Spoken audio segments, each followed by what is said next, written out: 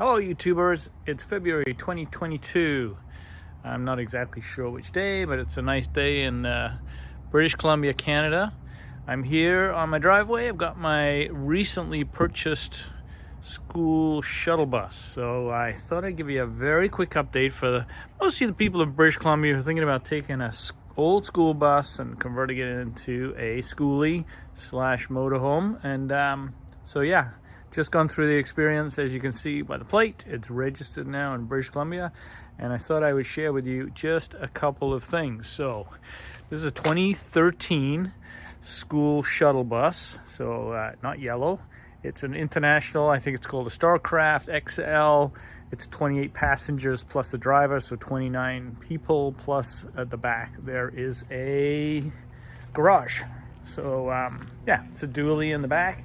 It's a diesel motor in the front, and the diesel motors, my understanding, a reasonably unreliable Navistar 6.4 liter diesel, and I think it's a derivative of Ford motor. I haven't done anything mechanical to the bus at all. It's got 136,000 kilometers on it, and that would make it about 85,000 miles. I bought it just at the end of last year, and just finished the process of converting it legally in British Columbia from a school bus or a bus into a motorhome.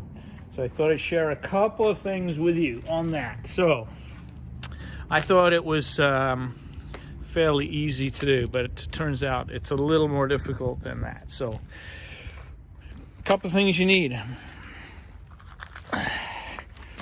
In British Columbia, before you convert, you have to have that document. It's a inspection for the bus, a valid inspection for the bus. That has to be done. Mine had expired, and so I had to go to the garage and get another one.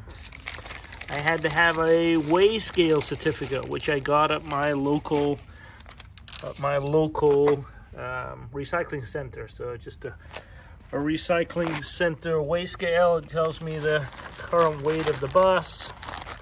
And then I had to have the bus cited by somebody from ICBC, our provincial registration and insurance representatives, I guess, ICBC. So they had to cite it, and they cite it for a few things. So in British Columbia, you have to, this is the document they give you. It says you have to have sleeping facilities and at least 3 of the following: cooking facilities, refrigeration or icebox facilities, self-contained toilet, not a porta potty, heater or air conditioner, and the other one you could have is a potable water supply system, including a faucet and a sink. So I elected to go with cooking facilities, a refrigerator, and a heater. So I did that along with the required minimum requirement sleeping facilities. So I had the ICBC gal, she cited it yesterday, and as a result of that, I passed that, and yeah, got my license plates, and I'm good to go.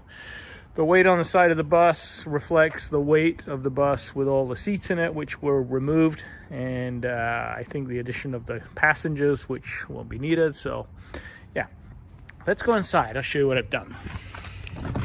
First thing I did was remove all of the passenger seats. So those have all gone except the front. So there's passenger seats here just at the front. I added a temporary bed. Under the bed there's a diesel heater that I bought, and you can see there's a fuel tank. The diesel heater is not hooked up, but it looks in place, and the diesel tank has got no diesel in it. It's just there for show. So I went through the process of adding the stuff. There's nothing in the ICBC regulations that say everything has to work, so I didn't bother worrying about it working. I used the frames of the seats that came out of the bus for the frames that go along here to add wood for my bed, and I used the seat belts to hold everything in place. I did add a toilet. It's also held in with some of the hardware from the seats and the seat belts, so it can be used and removed and emptied and all that kind of stuff. But that particular toilet is a porta potty style and does not meet the requirements for ICBC. This bus comes, hi Pooch. This bus comes with a heater, an auxiliary heater, and an auxiliary air conditioner at the back. So that's the heater, that's the air conditioner. Because I'd added the diesel heater down here, I didn't have to worry about these two, but I did point out the ICBC that it does have heating and air conditioning facilities. Now, a little bit hick of me, I added a propane barbecue style cooking facility. It ticks all the boxes in terms of what ICBC was after. So I didn't hook up the propane. I didn't need to. I just had to demonstrate that it had cooking facilities. So as you can see, there are cooking facilities added. Again, I use the frames from the seats because the bolting is easy to do. I've got the side rails and the floor rails, and so mounting the barbecue was easy and everything stays in place. It's a little rattly. It's not the finished article. Purpose of this was just to get the ICBC registration all done and dusted. And I purchased over the Christmas period a Dometic fridge. This is a 12 volt fridge. It's there, I believe it might even be their top of the line fridge. And then I secured it in place at the top and at the bottom, and yeah, it's brand new, hasn't been used, but it will be used. So the fridge is great, and it's got that locking mechanism. I think it's Dometic 40108 or something like that, 4108, something like that. The fridge was almost as much as the bus.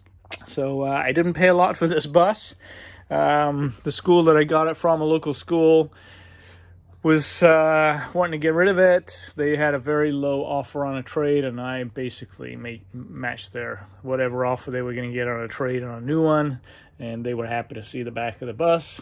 Now, it's apparently not super reliable, the engine, so we're going to do some modifications to that, hopefully next week in Nanaimo, British Columbia, hoping to get some stuff done. But the bus is great. Look, there's a lot of good here. So it's a shuttle bus. It's got a flat floor. There are no wheel well intrusions. The heater could come out. The only intrusion into the floor is this diesel inlet here. So it's a diesel motor, and that's where the fuel goes in from the outside and comes through the bus. But otherwise, the floor is flat. It's 8 feet across, I think it's 96 inches. It's 6 feet 7 inches high, and the walls are square. The roof is slightly bowed. All of the shelving here that you see is metal frame and strong. I can hang from it. So all of that's great. The windows open, which is great. It's got the emergency hatch, which will become I'll probably put a fan in there, one of the Max Air fans. This unit has the rear cargo, which is a great size because I'm a big-time biker. I like to bike, and so I'm going to be able to put some bikes back there. So, yeah. The bus has got 136,000 kilometers. I might have mentioned that already. It's about 85,000 miles. It's in great shape. There's no damage. Got an air ride chair. It's got cruise control. Everything works as far as I can tell. It's got a microphone so I can, or a speaker system, PA system, so I can shout at people. Not that I'm going to have anybody in here. And so I'm really pleased. I'm pleased with the bus. I'm pleased with the price. I just hope we can get it super reliable. So anyway, I wanted to update everybody on the ICBC stuff because I've got it done. I just got it done yesterday, and now we're on our way. I'm going to make a motorhome or a schoolie out of this old bus, and I'm not sure we'll do another post, but anyway, that's your update for today. Cheers.